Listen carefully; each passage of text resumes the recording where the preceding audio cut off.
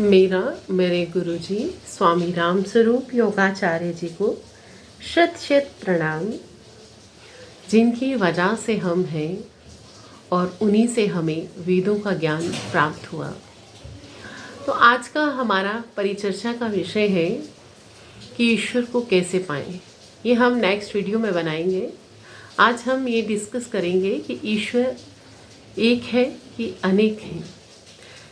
गुरुजी ने अथर्ववेद मंत्र से समझाया है अपनी पुस्तक में कि ईश्वर एक ही है। परंतु इससे पहले कि मैं वो मंत्र आपसे डिस्कस करूं, क्योंकि वेद ही किसी चीज़ का प्रमाण होते हैं, तो मैं एक उदाहरण लेना चाहूँगी कि यदि वेद तो पूरी पृथ्वी को कुटुंब मानते हैं, वसुधैव कुटुंबकम।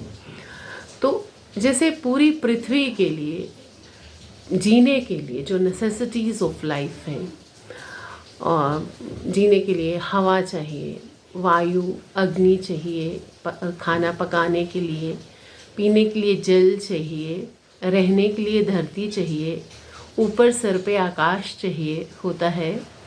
चंद्रमा हर देश में निकलता, हाँ टाइम अलग अलग है, वो बात अलग है, लेकिन चंद्रमा हर देश में है, सूर्य हर देश में है। तो जो बेसिक नेसेसिटीज़ हैं ऑफ लाइफ, लिविंग स्टाइल हमने खुद चेंज किया है। वेदों ने तो सबको लिविंग स्टाइल भी एक जैसा बताया है।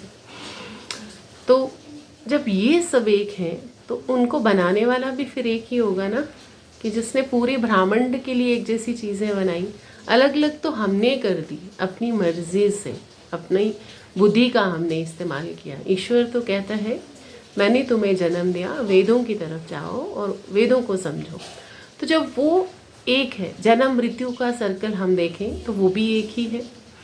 कि जैसे जन्म विभिन्न प्राणियों का अलग तरह से होता है, लेकिन जीवात्मा तो पहले गर्भ में आती है ना, तो और उसके बाद मृत्यु में भी वही होता है कि जीवात्मा शरीर से निकल जाती है।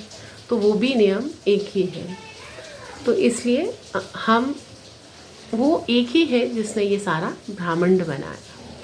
तो अथर गुरुजी ने अपनी पुस्तक वेदों में झरता सनातन सत्य, ये बहुत अच्छी पुस्तक है गुरुजी की, वेदों पर लिखी गई है।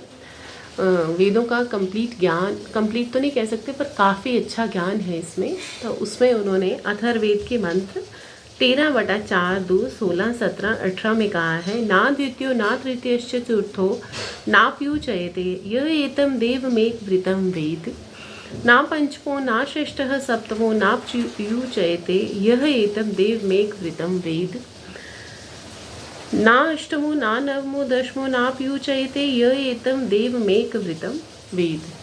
वो ना 2 है, न 3 है, न 4 है, न 5 है, न 6 है, न 7 है, न 8 है, न 9 है, न 10 है, वो एक ही है। तो वेद स्वतः प्रमाण है किसी चीज़ का।